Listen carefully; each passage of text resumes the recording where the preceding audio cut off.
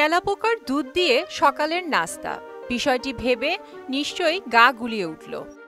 তেলাপোকার দুধের মতো খাবারের কথা শুনে নাক সিটকানোই স্বাভাবিক। তেলাপোকার দুধ পেলে খাবেন কি না তা নিতান্তই আপনার ব্যক্তিগত বিষয়। তবে জেনে অবাক হবেন, এই তেলাপোকার দুধকেই সুপার ফুড এর তকমা দিয়েছে গবেষকরা। সাধারণত তেলাপোকা ও এর লম্বাটে ডিমই আমাদের চোখে পড়ে। কিছু প্রজাতির তেলাপোকা রয়েছে যাদের শিশু তেলাপোকার পুষ্টির চাহিদা মেটে মা তেলাপোকার দুধে। মা তেলাপোকার দেহ থেকে নিঃসৃত এই দুধ ক্রিস্টাল বা স্ফটিকের আকার ধারণ করে। এই দুধ নিয়ে হয়েছে গবেষণা। সম্প্রতি এক গবেষণায় জানা যাচ্ছে তেলাপোকার দুধ আপনার জন্য হতে পারে বিশেষ উপকারী, কারণ এতে গরুর দুধের চেয়েও অনেক বেশি শক্তি রয়েছে অনেক বেশি অ্যামিনো অ্যাসিড। সুদবিহীন ব্যাংকিংয়ে আত্মশুদ্ধির পথ এনআরবিসি ব্যাংকের ইসলামিক ব্যাংকিং আল আমিন। তেলাপোকার পেট কেটে দুধ সংগ্রহ করার চিন্তা করাই প্রায় অসম্ভব।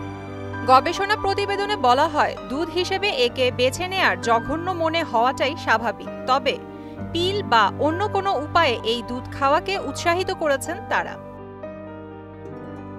যারা খেতে চাইবেন না তাদের ওষুধ আকারে খাওয়ানো যেতে পারে এমন একটি পিল তৈরি করতে ১০০টি তেলাপোকার প্রয়োজন হবে। তেলাপোকার দুধে আছে প্রোটিন বা আমিষ, শর্করা, স্নেহ পদার্থ, কিছু ভিটামিন ও খনিজ উপাদান।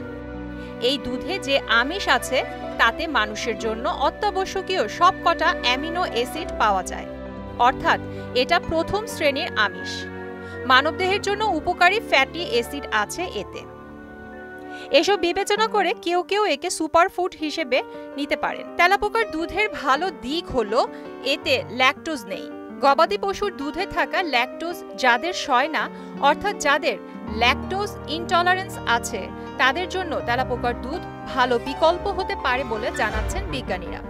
অবশ্য যদি তা মানুষের জন্য নিরাপদ হয়। তবে এই দুধে ক্যালোরির পরিমাণ বেশি, তাই নিয়মিত এই দুধ খেলে ওজন বাড়ার ঝুঁকি থাকবে। তবে পশু পাখি থেকে পাওয়া আমিষের বিকল্প হিসেবে পতঙ্গ থেকে আমিষ গ্রহণের ব্যাপারে কিন্তু বিজ্ঞানীরা আরও গবেষণা করছেন।